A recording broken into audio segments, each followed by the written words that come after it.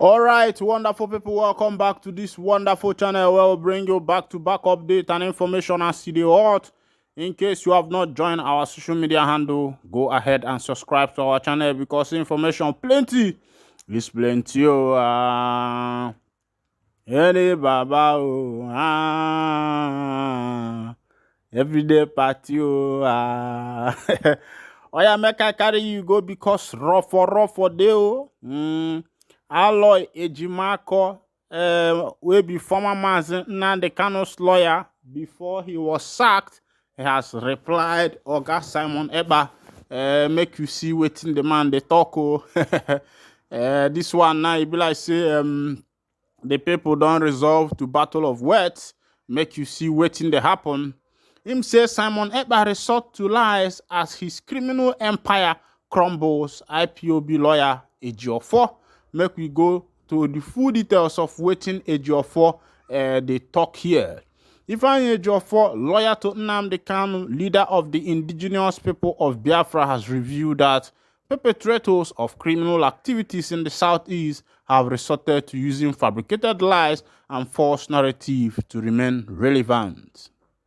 The IPOB lawyer, in a statement he signed and made available to Daily Post on Tuesday, affirmed that Nnamdi Kanu's handwritten note calling for an end to the sit-at-home being imposed in the southeast has not only exposed and ended Simon Ekpa's criminality, but has rattled him into desperately spreading grievous concussions and false narratives to remain relevant.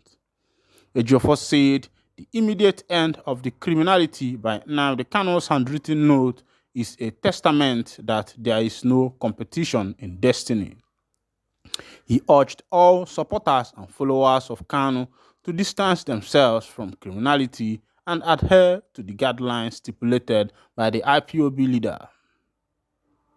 The complete and total end to the criminality of a rogue who operates from far away Finland by a mere handwritten note of about 50 words by Onyendu Mazi Nnamdi Kanu is enough to prove that there is no competition in destiny.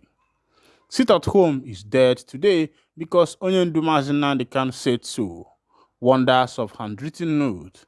The senseless sit at home completely stopped from the moment Onyendu's handwritten note was published.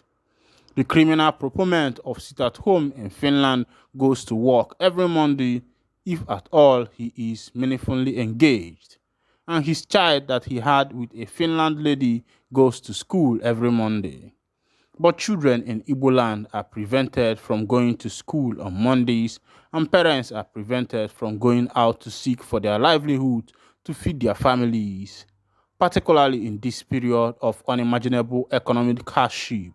What heights of hypocrisy and wickedness. The IPOB lawyer further added that his client, Nnamdi Kanu, demonstrated abiding law for his people by ending the troublesome sit-at-home, which the Southeast governors could not stop for 2 years. It took only a handwritten note of about 50 words to end the criminality of a rogue in faraway Finland, Ejiofor added. This is proof that had Onyendu Mazi Nnamdi Kanu been released before now, in line with the appellate court judgment, or the tragic and unfortunate death and needless destruction recorded over the past turbulent 2 years in Igbo land would have been averted because his endeared people listened to him. Finally, if this level of peace can be achieved with a mere written note from solitary confinement in SSS Gulag, imagine what Onyendu's physical presence will accomplish. This goes to show that those behind the insecurity in the southeast and benefiting from same are the same people obstructing the release of Onyendu Mazi Nnamdi Kanu. My people, this one is actually coming from Ifeanyi Ejiofor. I brought to your notice the other time how he is planning to disappear from Nigeria to run away. But as it stands now, he has come out in another form. And let me read to you so that you will confirm. I will read comments of people on daily post on this particular information. The other person said Ejiofor sold Nnamdi Kanu and now it's backfiring. Nnamdi Kanu did not write any letter. Ejiofor, stop all these things you are doing. This person is coming from Daniel Odom. Another person said Ejiofor, you are an idiot. I'm sorry for using that word, but I'm just reading someone's comment. The other person says, sycophant, you will die. Anyway, we remember you, the blood innocent Biafran, and you and the criminals in DOSS killed must be revenged.